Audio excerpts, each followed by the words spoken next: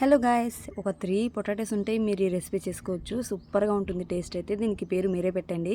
ప్రాసెస్లోకి అయితే వెళ్ళిపోదామా. ఫస్ట్ అయితే బంగాళదుంపల్ని పొటాటో మీకు ఎన్ని కావాలని బాగా ఉడకపెట్టుకోండి మెత్తగా.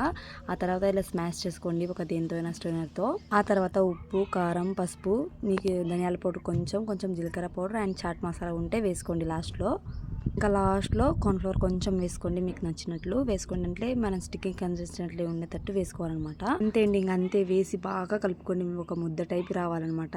కలుపుకొని మీకు ఏ షేప్ కావాలంటే ఆ షేప్లో చేసుకొని ఇలా పక్కన పెట్టుకోండి. నేనైతే రౌండ్ షేప్లో చేశాను. ఆ తర్వాత నేనైతే ఇలా మిక్సీ పట్టుకోండి అనమాట మెత్తగా. ఆ తర్వాత మనం చేసుకున్న అన్నీ కూడా ఇందులో ఇలా అద్ది పెట్టాలన్నమాట. అద్ది పెట్టి ఇంకా వేడి ఆయిల్లో వేసేయాలి. సూపర్గా ఉంటుంది టేస్ట్ అయితే. నేనైతే ఫస్ట్ టైం చేశాను, ఎంత బాగా కుదిరిందో అసలు. ఇంట్లో ఎంత మెచ్చుకున్నారో నన్నైతే, ఎంత బాగున్నాయని చెప్పేసి.